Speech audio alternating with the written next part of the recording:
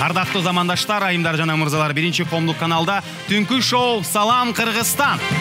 Сиздер менен кайрадан түз эфирде жолугушуп, сиздер менен кайра амандашып атканыбызга биз Кудайга миң мертеден ыраазычылык билгизебиз. Саламатсыздарбы, урматтуу биздин көрүүчүлөр? Амансыздарбы, аталар, апалар, эсенсиздерби, эже сиңдилер? Кандай гана керемет, кайрадан сиздер менен эфир аркылуу жолугуп жатканыбызга биз ар дайым сиздер менен. Инсанга жаккан музыка, маанай көтөргөн күлкү жана бүт айымдар өзгөчө кызыккан ушак сөздөр дагы Гүлжан айым даярдап келдим деп турат. Ошондуктан кызыктын баары али алдыда биз менен болуңуздар. Биз баштадык. Салам Кыргызстан!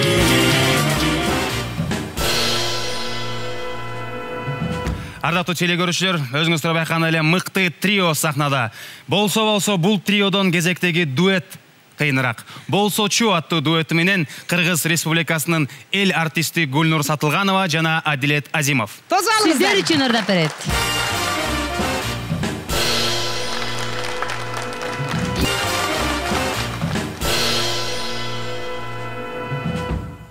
Назира. Да. Бүгүн бизге конокко ким келеринен маалыматың жокпу? Албетте бар да. Билбейм, мен кечетен бери маалымат ала албай ичим бышып жаман болтам. Мен бүгүн ушул конок келгенин аты аябай сүйүнүп атам. Анткени бул атактуу ушундай майын чыгарып ырдаган кыз, бул кызыбыз деген чет мамлекетке барып кыргыздын желегин көтөрүп, кыргыздын атын таанытып, кыргыздын атын чыгарып келген, жеңишке ээ болуп келген сулуу кызыбыз келет бүгүн. Билесиң да, кимди айтам? Өтө сулуу. Койчу? Ооба, красавица после нас. Бирок азыр өзүң эле көрөсүң, тааныйсың, жөн эле калп эле өлүп чыгып. Мен оюмча жанагы неме деген кыз эмеспи, Жидеш деген. Жидеш. Туура айтып калтырбайм анда. Биз даярбыз, Санжар. Сиздер даяр болсоңуздар, менин кесиптештерим даяр болсо, теле көрүүчүлөр даяр болсо, биз да даярбыз. Тосуп алыңыздар. Бүгүнкү жылдыздуу коногу Салам Кыргызстан түнкү шоу программасында Түрквизион 2015 эл аралык музыка сынагынын жеңүүчүсү Жидеш Идрисова. Жуди! Жылдызыңыз келди. Салам Кыргызстан, Жидеш Идрисова. Келиңиз, сизди төргө алалы. Кол чабуулар жаңырсын. Кош келипсиз. Келиңиз, төргө өтүңүз. Кандайсыз, аман эсен келип алдыңызбы? Чарчабай, ысыбай, тердебей, үйдөгүлөр жакшы, күйөөңүз, бала чакаңыз, апаңыз, кошунаңыз, ишил бардыгы жакшыбы? Ооба, бардыгы жакшы. Жакшы болсо эле болду. Сиз кандайсыңар? Куш келипсиң. Жата бер бук болот эле мындай сромдук болот. Ысыктан ысыбай, сууктан суубай, жолдогу тыгындардан кыйналбай келдиңби? Капкак десең. Эмнеге келдиң? Билбейм, өзүм да билбей калдым келгенде. Биздин студияга куш келипсиң, анда быстымылдады беле ошо азыр биздин теле көрүүчүлөр дагы аябай сүйүнүп атса керек. Биздин жаш болсо дагы Кыргызстандын атын чыгарып келген, өзү кичинекей болсо дагы аты чоң бир чоң жылдыз келди деп Жидеш Идрисова да бир кол чаап койлу. Куш келипсиздер. Чоң рахмат. Ал эми дароо эле теле көрүүчүлөрүбүзгө да кайрылып кетмекчибиз. Өзүңүздөр байкаган болсоңуздар керек, бүгүнкү берүүбүздүн башкы темасы Кыргызстандын ушул учурда чет өлкөгө чыгып, биздин намысыбызды коргоп, желегибизди желбиретип келаткан инсандарды чакырып бир маек кургузу келип турат. Эң алгачкы конок болуп Жидеш. Деги эле Түрквижнга чейин баштайлы илгерки убактагы жана пионерский форманы кийип алып, партек болуп жүргөн кездеги Жидештен баштап ушул күнгө чейинки кадамдарыңыздарды айтып берсеңиз. Деги эле эмне болуп сольный проектке келдиңиз? Ага чейин группадарды ачыңыз. Группага чейин эмне болчу? Артек группасына чейин көп долбоорлорго катышкам, өзүмдү сынап көргөм, бирок дагы даяр эмес экенмин деп ошо Артек тобунда көп тажрыйбаны топтогом. Мага кызык болгон нерсе. Канча жыл болду сахнада жүргөнүңүзгө? Эми сахнага чыгып кайра келип ушинтип. Мен билем, сен кичинекей кезиңде биздин Кыргыз Республикасынын эмгек сиңирген артисткасы Асель Турдалиева деген эжекебиздин тарбиясын алып, ошо эжекем менен да ырдап жүргөнсүң, Ошондо канча жашта элең? Ошондо мен жаңылбасам бир 5-6 класста окугам. Кичинекей кыз болчусуң. Мен ошондо билем. Азыр өзүң уже чоңоюп татынакай, бирок дагы эле кичинекей экенсиң да. Сен музыкалдык образованияңыз бар, Жок. Жок, Толугу жок. Толук жок. Сиз мындай эле өзү Кудайдын берген табигый талант турбайбы сизге? Кудайдын берген таланты. Сиздикинде экен таланты? Табигый талант. Природный талант. билбейм. Билбейм? Кандай? Ким билет? Апаңыз билет? Жок, таланттымын деп өзүмдү эсептебейм. Болгону багы көп иштегендин үзүрү болуш керек. Эмгегиңиздин жыйынтыгы. Мүмкүн. Мектепте кандай окуучуңуз эле Жидеш? Жаман. Жаман. Дегеле Бетке айткан жакшы да. Мен кызык болгон нерсечи. Жана буга чейин жүрүп көп эмгектендим, талантым деле көп жок деп аябай мындай кичпейил болуп аткан кези Жидешти аябай таланттуу кыз деп тааныйбыз. Ал эми кызыктуу болгон нерсе мындай даяр эмес болчумун деп атпайсызбы? Дегеле чыгармачыл адамдар, ырчылар качан даяр болгонун билет. Ким айтат мындай? Же бир киши барып мен даярмынбы, акылман деп сурай турган жага кандай болот ошо? Негизи чыгармачылык жашоодо ар кандай көп нерселер болот да, ситуациялар. Ошондой жактан эгерде сен сынбай өзүңдү жакшы ала чыга турган болсоң, анда сен даярсың.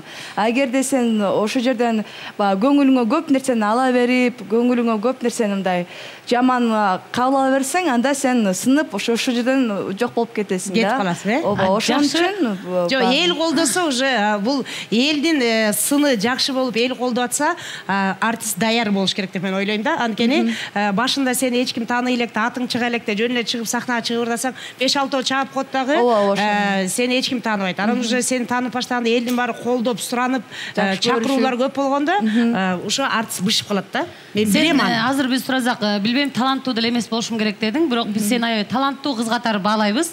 Албетте кыргыздын желегин дүйнөгө желбиретип, кыргыздын намысын коргоп келдиң. Ушул биздин кичинекей кызыбыз балалык чагында кандай кыз болду эле? Мүмкүн тентектир, мүмкүн аябай жоош, мындай момун кыз беле, кандай кыз элең? Анан дагы ушу жаш балалык чагыңдагы бир кызыктуу окуялардан бирөөдү айтып кетсең. Анан чоңоюп калгандан анан азыр деп койбойсуз. Автобиография окуп атпайбы? Негизи кичинекей кезимде аябай шайыр шамдагы кыз болчумун. Апам айтып калчу да, мен ошо сен төрөлгөндө кыз төрөлүп тур, аябай назик, жумшак, жакшынакай, бир созолонгон кыз болот экен деп атсам, сен каяктагы бир шалпаңдаган эркек балага окшош калдың деп. Ошондой эле, бирок кыялым ошондой ойдон эле калды болуш керек. Ошо Назира эже айтып кетпедиби, жакшынакай бир бир окуяны айтып бер депчи. Назира эже айтып кеткендей эле, ошо Асил эженин тобунда иштеп жүргөндө аябай манный кашаны жакшы көрчүмүн да. Анан Асил эже айтып калчу да, жазап берем деп, бирок колу бошобой эле же ошо же унутуп калат, жаза албай эле жүргөндө ошо манный каша. Мен болсо күтүп жүрөм, кичинекейсиң да. Күтүп үмүттөнүп жүрөм. Анан бир күнү гастролго чыкмак болчубуз. Анан кечинде карасам эле Асил эже чоң килеген казанга манный каша жасап атат да. Ана каша жасап атат, раз көбүрөөк жасап атат деп. Анан жасап бүткөндөн кийин мындай столго чыкырбай эле уже баары суктап калдык да. Анан кийин бүт баары жатканга эсалган кечти. Анан кийин кызык манный каша жасады да, анан кийин чыкырганда эле жок деп, мейли өзүм барып жей берейин деп курсагым ачка. Казанды ачып, чоңчундуга салып, жесем сахар жок экен. Таптакыр сахар салбаптыр. Анан эмейле деп өзүм барып сахарды салдым, аралаштырдым, ошо баарын от души жедим. Эртеси күнү Асил эжеден билдим да, Асил эжеге айттым, Асил эже, эмне үчүн кашага сахар салган жоксуз десем, кайсы кашага дейт мен. Кухняда казандын ичине каша, көчө жасабадыңыз беле кечинде десем. Аял каша эмес, ал деген Айфеша чаптаган клей болчу деп. Ошентип мен жыргап, Айфеша чаптаган клейди аябай жыргап жеп жүрмүн. Барыкелде аябай кызыктуу окуя экен. Клейди каша менен алмаштырганда мындай. Баары нормально дегиле. Бул сен чийкеле жепсиң, Биз дагы ушу илгери афишаларды чаптаганда ушинтип камырды сууга аралаштырып эле, анан кийин баклажка коюп, клей кылып жазачы да. Анан артып калып калат да. Анан Мирлан, мен агам ушу ысырап болбосун, кой эме кылбайлы деп бир күн алып туруп ошо камырлардын баарын клейлер чогултуп туруп, жумуртка кошуп, туз коштуруп бизге блинчик жасап берген. Биз дагы от души жегенбиз да. Бирок биз хоть бышырып жепсең чийкеле жедиңби? Жок, бышыргандай эле болгон, кайнатпайт, ал жөнүндө сууга эле аралаштырып коет. Анда мен чийкеле жеп алдым го. Сахар менен. Сахар кошуп. Заманбап убактында көйгөй мектепте окуган окуучулар клей жетип атат десе, силер клей жечсиңер. Анда азыр бул көйгөй деле эмес турбайбы азыр? Кел анда Жидеш, биз сенин балалык чагыңдагы кызыктуу окуяларыңа, азыркыларыңдын баарысын билгенге аракет кылып атабыз. Бирок жумурай журтка, калайык калкка сенин кай жактын кызы, канча бир тууган, канчанчысы, эсеби сенин үй бүлөлүк абалың аябай биздин кыргыз элине кызыктырып турган болуш керек. Ошон үчүн өзүңдүн үй бүлөлүк абалың менен сен такыр газеталарга интервью берген эмессиң да? Жок, бергем. Канча бир туугансың, каяктыксың? Жок, берген. Бердиң белен, дагы берип койчу, пожалуйста. Дагы бир жолу берип койсоң кыргыз элине. Өзүм 2 тууганмын. Мен эң улуусумун. Менден кийин кичүү иним бар. Ал азыр Германияда Линген шаарында окуп жүрөт. 5 жыл болду уже. Апам Нарында, өзүм Нарындын кызымын. Нарында туулуп өскөм, Нарында Чкалов атындагы. Бирок сиз Чкаловдо окуп, мен жаңы эле ушуну айтайын деп аткам. Чкаловдо окудуңуз беле, анткени Чкалов деген Союз учурунда республика боюнча эң биринчи мектептердин бири болчу, анан орус тилде. Сиз кыргызчаны бир аз мындай аксап сүйлөйсүз, ошо себеп го дейм, Мүмкүн, мен да ошентип ойлоп калам. Дел азыр көп учурда жийдешти биринчи көргөндө нарындыкмын десе, нарында турган жердештерибиз бир иретинде шок болуп алышты го. Ушул кыз деп сүйүнүп нарындык турбайбы? Жок, билишет нарындыктар. Бакта кичине кызылдар калган. Жок, нарындыктар билишет, мен нарындык. Билишет, Ал эми келиңиз, жаш бала чактан баштадык, андан мектепте тентек болгонуңузду билдик. Артекти сүйлөштүк. Андан соң кайсыл учурда чечим чыкты, болду, мен эми даяр болдум. Эми сольна өзүм жалгыз чыгырдайын, андан соң таймаштарга катышайын деген. Turk Vision мен билишим боюнча биринчи жылы сиз катышкан жоксуз, кийинки жылы катыштыңыз, Жок, мен 3-жылы катыштым. 3-жылы, биринчи жылы Чора тобу барып келди, 8-чи орун мен. Экинчи жылы болсо нон-стоп дуэти барып 4-чү орунду алып келген. 3-чү жылы барып мен 1-чи орунду алып келдим. 4-төн жылган турбайбы? Ошол сен биринчи орунду алганда сенде кандай сезимдер пайда болду? Мындай көзүңдөн жаш чыгып, өзүңдү мындай аябай башкача сезген жоксуңбу? Көзүмөн жаш чыкты. Биринчи орунду алам деп ойлодуң беле? Биринчи орунду алабыз деп барганбыз негизи. Башынан баратканда эле. Канча участник болду? 21 өлкөдөн. 21 өлкөдөн азаматсыздар. Кыргыздарда бир жолу кол чаап койчу. 21 өлкөдөн биринчи алып келиш, бул азаматсың. Эмне алып келдиң? Акча берди? Жок, акча беришкен жок.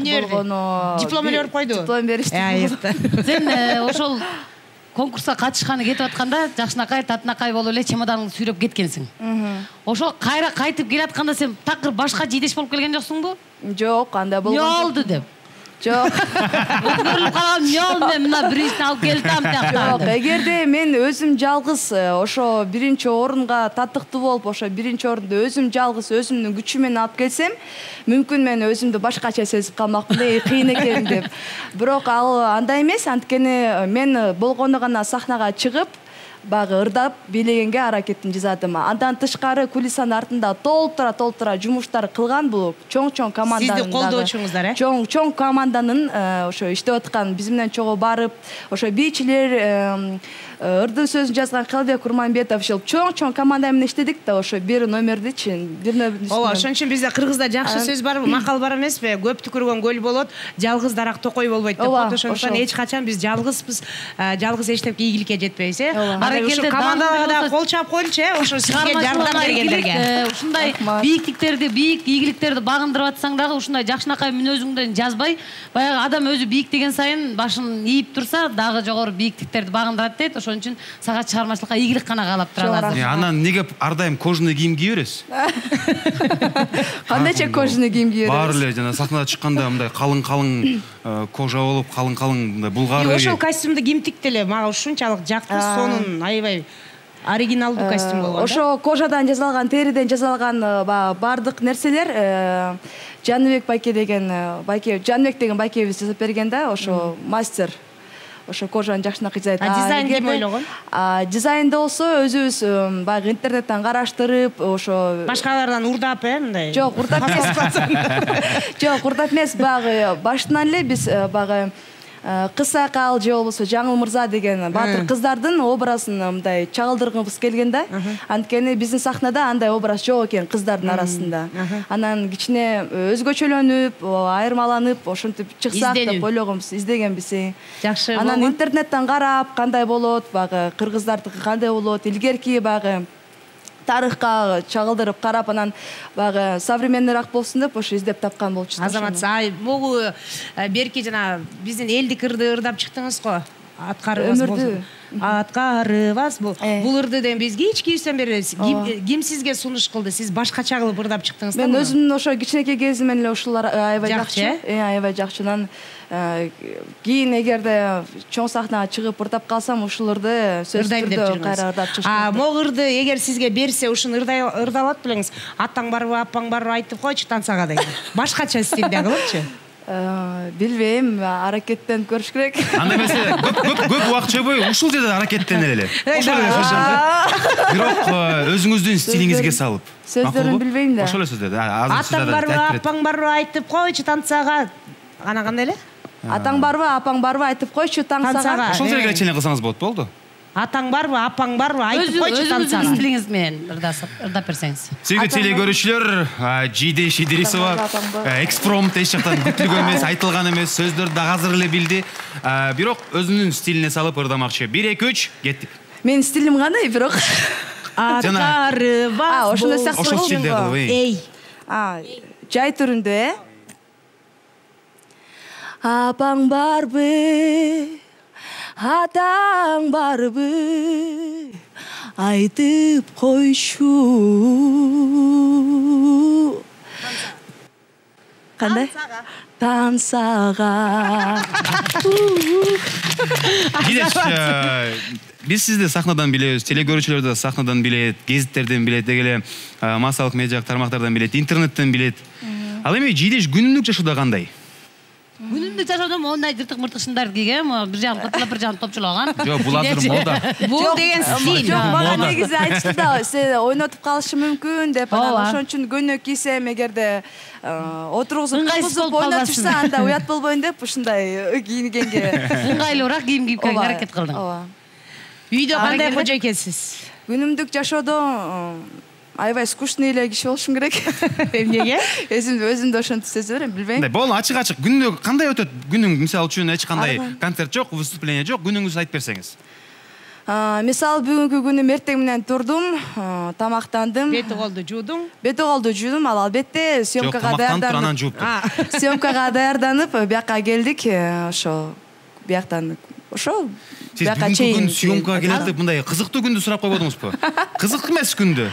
Кызыксыз күндөрбү? Кызыксыз күндөрүм деле жок болуп болушек, анткени чыгармачыл адамдардыкы ар кандай болот го мындай. Сиз биз угушубузга караганда жолдошуңуз бар, Ооба. Канча балаңыз бар? Бир кызым бар. Бир кызыңыз канчада? Саат дейбиз дегенде, саат 10до. Кызым 10до. 10 жашта. 10 жашта. Быйыл 4-классты жакшынакай аяктап, 5-класска өттү. Сиз өзүңүз аябай жаш көрүнөсүз, 18-20 жаш десек деле жаңылбайт болушубуз керек. Кызыңыз 10 жашта, өзүңүз канча жаштасыз? 31-демин. 31-десизби? Молодец. Холодильникте жатасызбы? Теле көрүүчүлөрүбүз өзү жакында эле мектепти бүтүрсө да 10 жашта кызым бар дегенде такыр эле шок болуп калышты. Дагы Кудай буйруса, эме деп коет го, Кыргызда бизде 1 бала, 2 бала деп чектелбейт эле. Кыргыздар илгери биздин апаларыбыз 10дон, 15тен бала төрөгөн да, Кудай берсе депчи. Сиз ошончо бала төрөгүңүз келеби? Мен деле кичинекей кезимен ошо кыялданчумун, мен канча көп бала болсо ошончо, канча бала Кудай берсе мага ошончо бала төрөйм. Мен 8тен 8ти пыйт-пыйт төрө бериңиз. Баракелде, ал эми биз эң маанилүү сурообуз бар. Бул суроону биздин келген жылдыздуу меймандарыбызга сурап өтөбүз. Анткени мен ойлойм бүт эле жаранга кызык болуш керек. Кыргызстан сиз үчүн эмне? Кыргызстан бул мен үчүн менин мекеним. Эч нерсеге алмаштыргыс нерсе, анткени көп жерге барып, көп жерди көрдүк. Албетте башка жерлер аябай кооз, башка жерлер аябай өнүгүп өскөн, бирок Кыргызстандай абасы, тоосу, суусу жок эч жерде. Азаматсың. Жидеш Идрисова биздин жылдыздуу мейманыбыз болуп, Салам Кыргызстанда маеги эми бүттү, бирок бул бир гана башталгыч, азыр оюн ойнойбуз. Оюнга чейин сизге бир суроо бар. Сүрөткө кандай көз карашыңыз? Селфиге өзгөчө. Жакшынакай, банкет. Биздин салтыбыз бар. Эгерде меймандарыбыз жана албетте эле көрөрмандарыбыз кол чаап койсо сыналган аркы тарабынан биз Жидеш менен сүрөткө Келиңиздер, сон болуп сүрөткө. Ушунга чейин Жидешке болгон суроолоруңуздар бар болсо, ошол сүрөттүн астына комментарий жазсаңыздар, Жидеш сөзүндө окуйт. Ал эми биз сүрөткө чыккөнгө даярбыз. Жана албетте эле хэштег менен Салам Кыргызстан деп сиздер жөнөтсөңүздөр, биз биринчи коомдук каналдан өзүбүздүн шоу аркылуу сиздердин кызыктуу видео кайрылууңуздарды жана сүрөттөрүңүздөрдү көргөзгөнгө даярбыз. Анда эмесе сүрөткө түшөлү. баттыкпы барыс которасы Даяк бул жака өтө коюн. Көрүнбөй калды.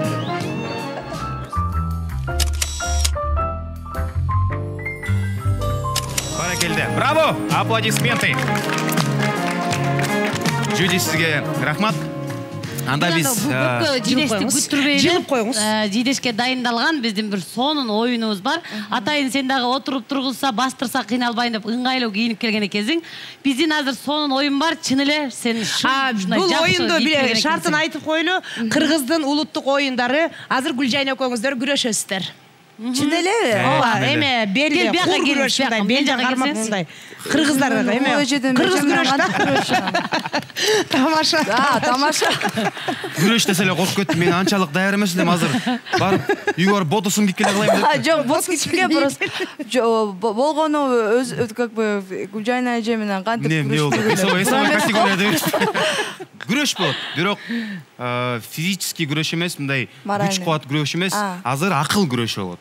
Кандай десеңиздер, бул таймаш, бул күрөш деги эле менин кесиптештерим үчүн дагы сюрприз болуп турат, айтылган эмес. Сөздөрдү жана айтыла турган ортодо рефери мен болуп берем. Кандай күрөш десеңиздер, тамга күрөшү.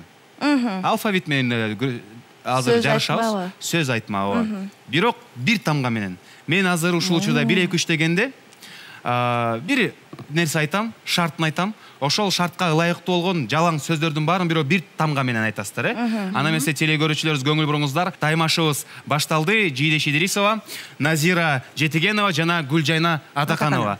3 айымдан ким кыйын чогуу текшеребиз. Ортодо уюштуруучу жана рефери болуп мен туруп берейин. Биз жалаң эмне болсо дагы болот, жаныбар болсо дагы болот, кино болсо дагы болот, мамлекет, шаар, каалаган сөздөр. Каалаган сөздөр жалаң Т тамгасына. Кеттик. тыштык тазик, Танка. така туфля, Терезе. ташбака терек, Тайтак. тапташбака Эмнеге тапташбака? Биринчи бака деди, анан ташбаканы тапташ деген чоңураак ташбака. Ал кандай болот тапташбака деген? ошо туура эле айттым. Чоңураак туура айттым, анда билет экенмин. Сиз Т. Ташкент, Ташкентте. Таиланд. терезе болду беле? Ооба, Терезе мен айнек айткам. болгон. терезе болгон. Анда телекамера. Түкәш деп койсоңуз болот. Ал эмне? талант, Кичинекей таш. Тарелка. Топчу. туш, Тал. Өзүңүздөр байкагандай эле айымдарга Т тамгасына сөздөр аябай белгилүү экен, кол чаалар жаңырсын. Анда эмесе таймашыбыздын экинчи этапы башталды. Ардактуу биздин телекөрүүчүлөр, Жидеш Идрисова даяр. Экинчи этап жөнөкөй эле. Ырыңыз бар, жана ырдадыңыз өмүр аттуу ырды. Ошол ырды эле ырдай бересиз, жанды үн менен акапелла. Ырдап атканда биз дароо бирден сөз айтып турабыз. Эки саптан кийин, 2 саптан кийин. Ошол сөздү айткан соң сиз кийинки сапка балким башына, балким ортосуна, балким аягына коюп, дароо токтобой ырдап кетиш керек болот. Макулбу? Канчалык деңгээлде ушул ырды жакшы ырдайт экенсиз жана жакшы көрөт экенсиз текшеребиз. Бул тамгалар таймашы күрөш эмес. Эгерде утулуп калсаңыз, анда чын эле күрөш болот бул жак менен. Баштаңыз. Баштай берейин, Атары бас болсо чоңой, жашкары бас болсо чоңой. Стакан. Стакан жаратканы чын болсо. асман, Деги асман жайына койсочу. Качок. Качок, качок, качок. Экинчи куплет. Чөп кура бас болсо чоңой, көл тунар бас болсо чоңой. Пласка губцы. Пласка губцы өзүнүн өңүнөн кетпесей. мектеп, Деги мектеп кубарбасай болсочу. Салам Кыргызстан. Салам Кыргызстан, салалам. Браво! Жидеш сизге чоң рахмат. Бизге дагы. мейманга келген инсандарыбыз эч качан кур кол кетирбейбиз. Жеке мырза болуп мен кетирүүсем дагы эжекелерим уруксат беришпейт. Албетте биз кетире албайбыз. Анткени биздин Салам Кыргызстандын башкы демөөрчүсү, бизди колдоп коштоп жүргөн, Кыргызстанга эң атактуу болгон Шорок компаниясынан сизге эң даамдуу суусундуктарды белек катары тапшырып коюуга уруксат этиңиз. Чоң ал рахмат. белектин сизге канчалык деңгээлде пайдасы бар экенин айтып кетели. Сиздин татынакай жүзүңүзгө 100, татынакай келбетиңизге келбет, албет кошо турган Шоро компаниясынын сонун суусундуктары менен тартуулайбыз. Ал эми Шоро бул дем күч демекчи, дем күчтүн мындай окшош болгон образы Шоро байке сизге деге өзү белегин аяп коймокчу. Келиңиз бул тарапка чакырабыз. Чоң рахмат. Белек студияда. Эң алгач алтындай болгон убактыңыздарды бөлүп келдиңиздер. Сизге ыраазычылык билдиребиз. Сизге да жана албетте эле продюсериңизге, командаңызга. Шоро байке болчоңдар. Кандайсыз? Куш келипсиз? Шоро байке келиңиз бул тарапка туруңуз, Жидештин жанында. Чоң рахмат. Жидеш, буну азыр сизге бере турган болсок, өзүңүз көтөрө албай калышыңыз мүмкүн. Шоро байкебиздин аябай мындай сонун мотоциклдер үйүңүзгө чейин жеткизип берет. Ал эми сиз ушул учурда теле көрүүчүлөргө жана албетте эле сиздин күйөрмандарыңыздарга кайрылуу жасасаңыз болот. Салам Кыргызстан түнкү шоу программасынын бардык теле көрүүчүлөрүнө ысык салам. Баарыңыздарга токчулук, барчылык, молчулук, ынтымак каалайм. Айтканыңыз келсин. Жидеш Идирисова, Салам Кыргызстан, биринчи коомдук канал. Чоң рахмат. Биз көптөн күткөн учур көз алдыбызда. Кыялыбызга таасирленип, асыл ойдон адал ишке кадам таштайбыз. Чексиз ааламдын күчүн сезип, толкунданабыз. Биз бирге болсок, ийгиликке сөзсүз жетебиз. Жүрөгүбүз менен жан тартабыз. Ушул мүнөт үчүн жашагыбыз келет. Легенда өмүрдүн башаты. Ашканда Не жаңыр жастырдыңбы? Жок, мага ушул жагып атат, бирок жаттай албай атам да, сөздөрүн билбей атам. Булун деген Шар булут каптап асманда. Кой тур, кыйналбай тур. Эме деп коет го, бөдөнөн сойсо да касапчы сойсун дейт. Менин бүгүн эң жакшы көргөн ырчым келди да. Мен ушунчалык сыйлаган, баалаган ушул чет мамлекетте ырдап жүргөндө дагы кошо ырдап, ыйлап, переживать этип жүрдүм. Как будто мен ошол жакта өзүм жүргөндөй болчу. Кайрат Биремберди келди. Туура, мен кесиптештерим айткандай эле баарыбызга белгилүү адамдын улуулугу кичипейилдигинде. Дал ошол кичипейилдиги менен жогорку деңгээлдеги ийгиликтерге жетишип келген жылдызыбыз даяр болуп турат. Дүркүрөгөн кол чалар менен тосуп алыңыздар. Главная сцена шоусунун супер финалисти Кайрат Бирембердиев.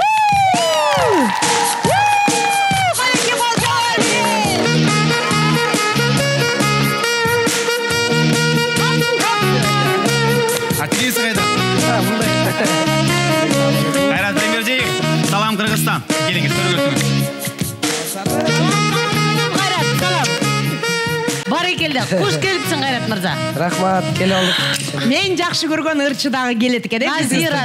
Мен жакшы көргөн ырчы. Мен жакшы көргөн ырчы деп өзүңчө эгоистка болот. Биз жакшы көргөн ырчы деп айт. Мен жакшы көргөн Биз жакшы көргөн Кайрат Бирембердиев. Кайрат биз менен. Урушпагыла. Мындай бир-бирге урушпайсызарбы? Мындай жүрөк коркуп калды урушуп Урушкан жокпуз, биз талашып атабыз. Мен жакшы көрөм. Мен жакшы көргөн ырчы Кайрат Бирембердиев келди. Мен жакшы көрөм. Анда экөөңүздөр тең жакшы көргөн ырчы келиптир Мен жакшы көрөм. Азыр бирөөсү элечи, бирөөсү кимди жакшы көрөм. кечке талаша берсеңер жакшы көргөн ырчылар кетип да калышы мүмкүн. Анда баштайлы, көп сүйлөбөй баштайлы. Кандайсың, Кайрат? Жакшы, сон. Ден соолугуң жакшыбы? Зор, ой. Баягыдай элесиң. Мен Кайраттын эмнесин жакшы көрөм? Эң биринчи албетте адамгерчилик пейилин жакшы көрөм. Ушунчалык кичипейил, канча жылдан бери тааныйм, ушундай ошомойдон эле. Экинчиден ушундай тембр голосун жакшы көрөм. Ана үчүнчүдөн Россияга барып Кыргызстанды ушундай атын чыгарган үчүн үч эсе жакшы көрөм. Кол чаап койчу. Рахмат. Дагы бир жолу куш келипсиң, Кайрат мырза. Кайда жүрөсүз? Кандайсыз? Иштер жакшыбы? Эми баштай берсеңиз болот. Жакшы. Кыргызстанда эле жүрөбүз. Кыргызстанды кыдырып атабыз. Кече жакында эле түштүккө барып келдик, анан кийин Ысык көлгө барып келдик дегендей ушул концерттер менен эл менен аралашып жүрөбүз. Эң сонун концерттер болуп турсун, жумуш болуп турсун. Эң маанилүүсү жумуш эле болуп турсун дегендей. Бирок бир башка тарабынан дагы мен сизге келип бир суроо сурап кетейин. Кайрат мырзаны адашпасам биз бир 8 жылдан бери таанышпыз. Көп болуп калды. Бирок сизге ошол концерттер көбөйгөн кез азыр болду. Популярдуулук дагы бир аз могу барып главная сценага катышып келгенден кийин дагы күчтөнүп, сизди көп тааный башташты. Ушунча жыл мээнет кылып туруп Россияга баргандан кийин белгилүү болдуңуз да, мындай жөнөкөй тил менен айтканда, ой келбейби мурун эле Россияга барсам болмок деп? Мурда Россияга 2 жолу баргам. 2011 базарда соода кылып келгем деп койду.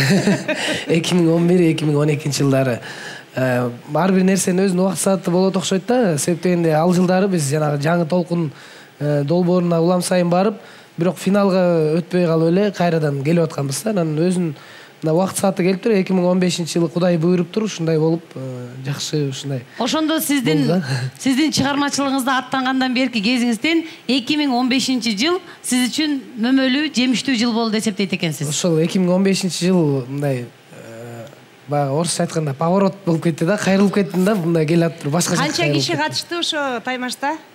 Негизи баягы интернеттен жөнөтүшөт экен да, заявка, анкета толтуруп жөнөтүшөт. Ал эң башынан башталганда бир Россия, СНГ боюнча бир 20-30 миңдей адам жөнөтөт экен.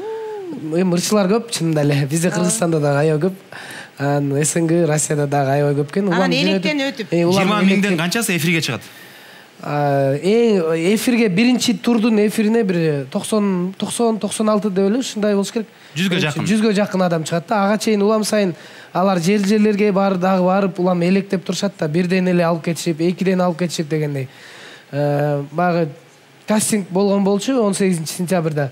Ошол кастингке барганда биз 2,5 миңдей адам жүрдүк да. Ошо аябай толтура болчу да. Кыргызстандан сиз эле бардыңыз ошондо. Ооба. Мен дагы ушу унт электе эле темирди ысыгында чаап кал дейт го, унт электе. Мен кичинекеймен баштап эле Боярскийди ушунчалык жакшы көрөм да. Анан Леонтьевди дагы. Ошолор менен алардын сынынан өтүш, бул өтө бир адам тышкары деле Россиянын мен деген каймактар отурду да. Леонтьев кандай киши экен? Сүйлөшүп мындай жанында кошо жүрдүңөр да күнүгө, жөн эле жюриге келгенде эле көрүп, сахнадан көрүп аттыңыз. Жюриге келгенде эле көрүп аттык, бирок эң артында баягы финалдык концерт тартылып аткан учурда Леонтьев тапшырмак, баягы биринчи орундун дипломун жана башкаларын ошондо тапшырып атканда мен жанында турду. Анан учурдан пайдаланып, мен сиздин чыгармачылыгыңызды аябай сыйлайм деп ушундай айтсам, рахмат деп деди. Кыргызча сүйлөйдү. Ооба да. Ошол жерден да убакытты кетирбей айтып калдың. Боярский жөнүндө айтып бериңизчи. Боярский менен мындай жакындан көрүшүп, учурашууга мүмкүнчүлүк болгон жок. Ал кишилер эми баягы съемкага эле келишет экен, кадимкидей эле. Келип катышып, кайра кетип калышат. Менимче алар кадимки эле адамдардай басып тамак. Мен деген Боярскийни суйчуп атканын көрбөдүм. Боярский суйчат турбайбы? Сиз ушул 2015ге чейин тааныштарыңыз 2015тен кийин башкача мамиле кылып калдыбы же мурдагыдай эле же өзгөрүүлөрдү байкап атасызбы? Жок, андай эле сөзсүз болгон болуш керек. Эми баягы айткыңыз келбей атат, мурда Кайрат кандай деп койсо, тияктан о Кайрат брат кандай деп башташкан болуш керек. Эми мындай деп айтсам. Айтып бер, ачык эле айтып бер, атын айтпайлы го, ачык эле айтып. Жок, атын айтпайлы, атын айтсам барып сабайсызбы. Эми биз мисалы үчүн биздин чөйрөдөгү, мына шоу бизнес чөйрөдөгү адамдар, алып баруучуларбы, ырчылар, актерлор бардыгы эле главный сценага барганга чейин эле билишчи да. Эми мисалы үчүн мен адам катары кандай экенин таанычы, ырдагандым деле мисалы үчүн билчи да. Ошон үчүн алардыкы эч кандай өзгөрүүлөр жок. Көптөр эле айтты, сен ошону кылышың керек болчу, баягы башында эле ушинтип керек болчу дегендей сыяктуу. Эмне кеч бардың, башында эле барбайт белең деген. Мен суроом болгон турбайбы? Бирок Кайрат, мен точно бирдекени билип айта алам. 2015ге чейин мисалы кыргыз журтчулугунан 2015тен кийин сага болгон көз караш таптакыр өзгөргөндөй сезилди мен үчүн. Эми баягы масса боюнча, эл көп калк боюнча өзгөрүү болуш керек. Себеп дегенде көптөр таанычы деле эмес экен да мени. Мен 2006-жылы ырлар жазып иштеп баштаганбыз. Динара Эсенкулова продюсерим болчу. Ошентип иштеп баштаганбыз. Анан кийин 2008-2009-да мен алыстап кеткем эстрададан. Казакстанга барып иштеп деген сыяктуу сода кылып, сиз айткандай клетка сумкаларды көтөрүп алып. Чыгармачылыктан тышкары болойлу, ушу оор көтөрүү деген бул адамдын ден соолугуна дагы зыян экен, ар кандай жаман таасирин берет экен да. Ушул сиз сода кылдым деп атпайсызбы? Кайсы жакта эмне сода кылдыңыз эле? Мен мисалы мен деле сода кылгам да. Сиз кандай сода кылдыңыз эле? Анан кийин боюңуздун размери, бийиктиги канча, бутуңуздун размери канча, ошондо айта кетесизби? Биздин элдерге сода кылдым деп эми мындай негизи кандай каймана эле айтып койдум. Негизи мен үнүм менен эле сода кылдым, аяка барып эле ырдап дегендей эле. Боюм болсо 167 эле ушундай болуш керек сантиметр. Боюң болсо Кудайга шүгүр. Бутуңуз канчанчы размер бутуң? 39. 39. Жакшы экен, нормально. Кадабай размерде.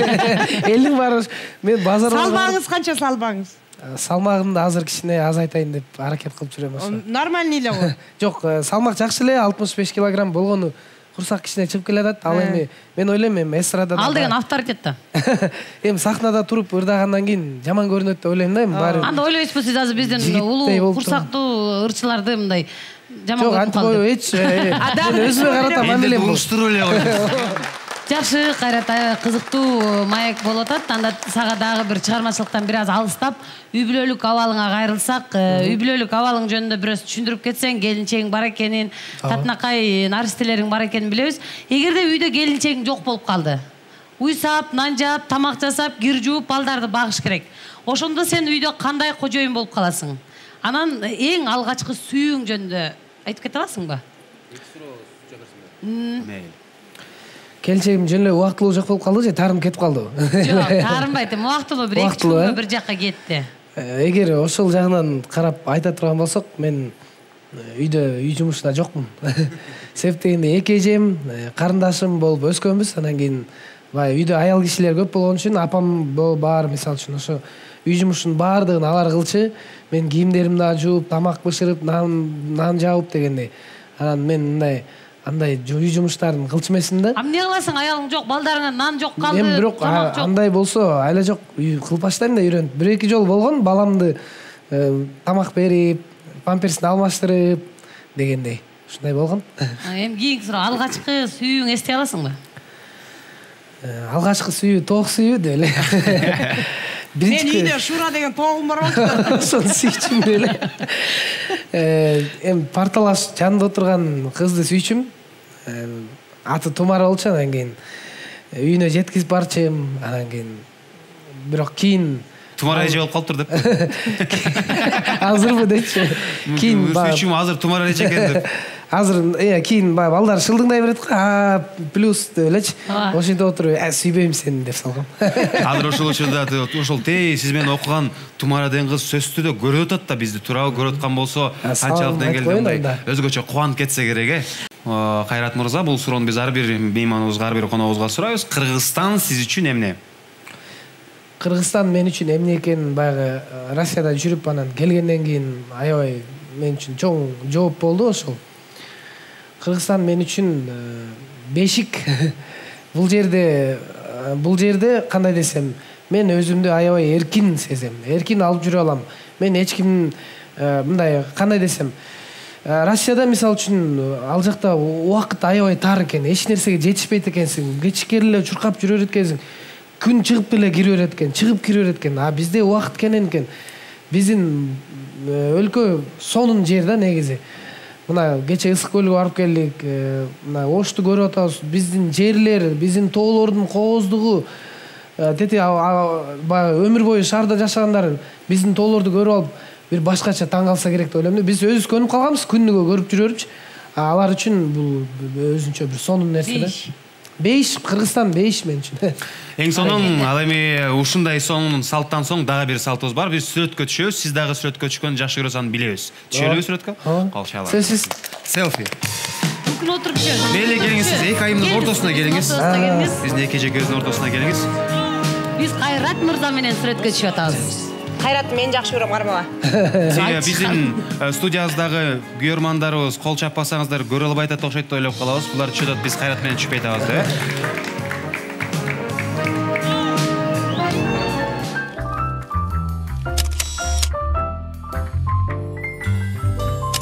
Эң сонун. Анда эмесе Кайрат мырзаны биз өзгөчө мындай таланттуу ырчы деп билебиз. Сиз үчүн дагы бир башкача бир оюн даярдап койгонбуз. Ошон үчүн сахнага чакырам. Кол чаалар, Кайрат Прембердиев. Деги эле баарыбызга белгилүү, Кайрат бир укмуштай өзгөчө бир башкача оригиналдуу үнү бар. Анан ырдап атканда дагы бир өзгөчө образга кирип алып ырдайт Кайрат мырза. Биз билишибиз боюнча тердеп алып мындай кыйналып алып от души ырдайсыз да дегилечи. Ошол ырчылык талантыңызга байланыштуу биз оюн даярдап койдук. Биринчи реквизитти алып чыгалы. Кандай оюн десеңиз, бул караоке. Караоке, бирок эмоционалдуу караоке. Биз сизге сөз беребиз, сөздү баарыбызга эле белгилүү сарой. Ошон үчүн ошону ырдап атасыз, мен сизге бул жактан бир эмоцияларды көргөзүп турам. Дароо ошол эмоцияга салып, ошондой үн менен, ошондой жесттер менен, ошондой мимика менен ырдай башташ керек. Баары түшүнүктүү болду? Жандуу үн, акапелла. Кайрат Прембердиев, эң алгач мен сизге текстти берейин, Сиз текст эсиңизде барбы? Мындай берип кой берейин. Адашып кетпейин. Адашып кетпеш үчүн. Келиңиз, бул сиздин текст.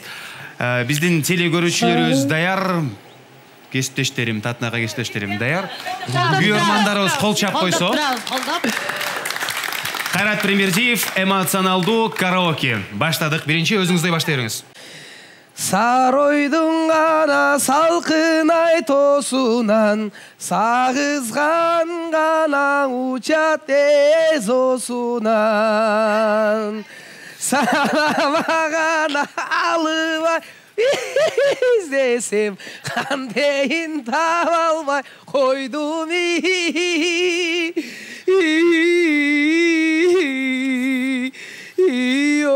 ордуна Өгөйдүн ала көркөм плошуна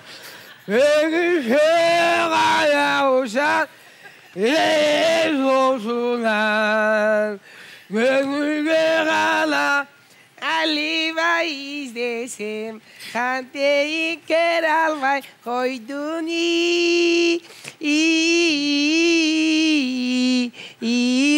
ойдунан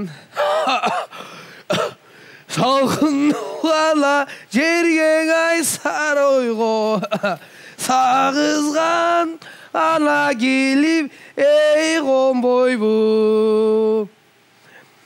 Залалы ана мени ай койгончо кантейин санала солсоң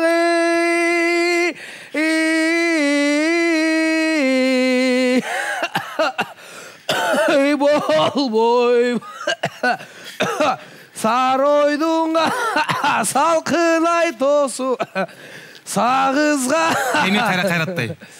Сагызган гана уча тез осуна. Браво!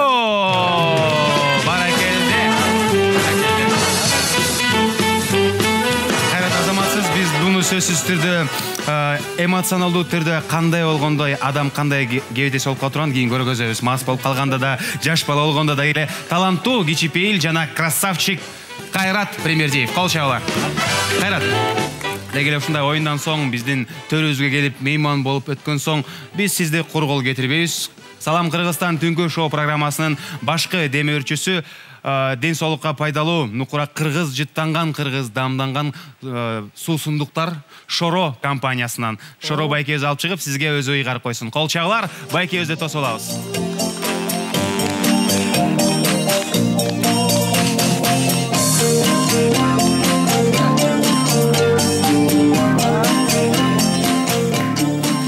Кайрат мырза, мунун баары сизге, үйдөгүлөрдү кубантасыз. Ал эми келиңиз, эми күйөрмандарыңызга кайрылып кетиңиз.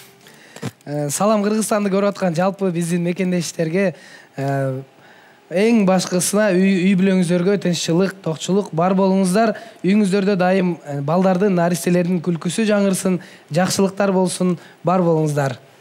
Кайрат Прембердиев, Салам Кыргызстан, чоң рахмат. Кол чалар менен узата алмакчыбыз. Жакшы барыңыз, Кайрат. Кайрадан көрүшкөнчө. Жакшы болуңуздар. Бийлеп кетиңиз, бийлеп кетиңиз.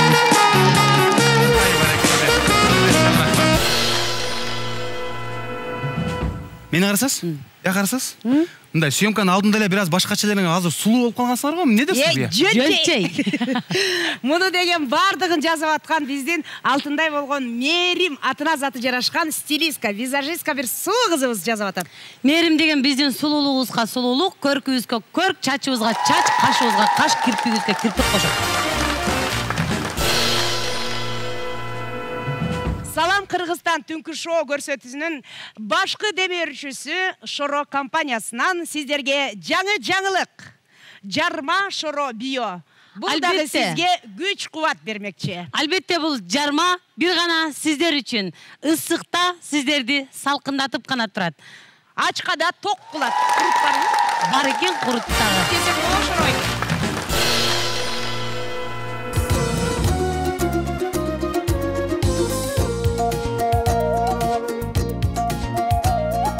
Bulbullar gana süyet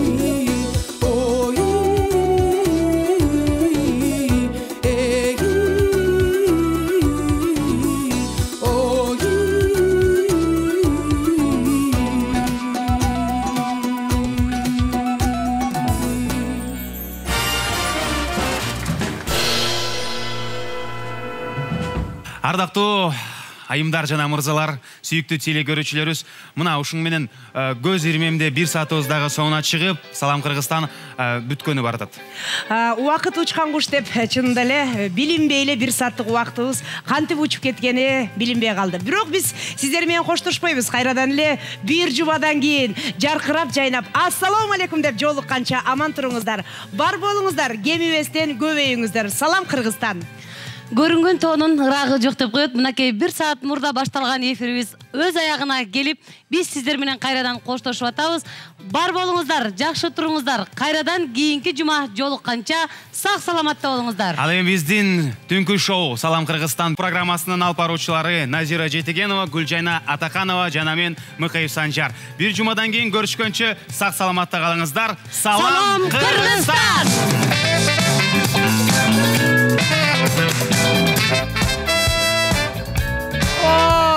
чарчала. Конечно, бүтті.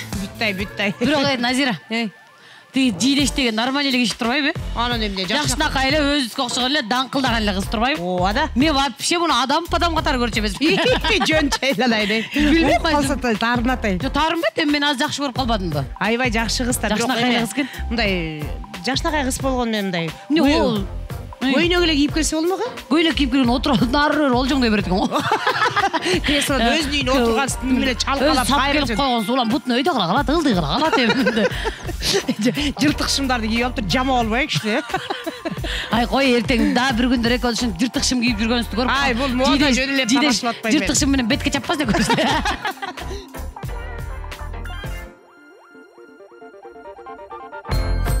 Салам Кыргызстан, көрүп Салам Кыргызстан, Нормально, какая хорошая. Давай вот так вот. На третью камеру? Да, вот. Салам Кыргызстан, передача. Түнкү шоу программасы. Түнкү шоу. Салам Кыргызстан түнкү шоу программасынын бардык телекөрүүчүлөрүнө ысык салам. Жана барыңыздарда токчулук болсун үйүңөрдө, барчылык болсун. Блин, Нормально, коротко.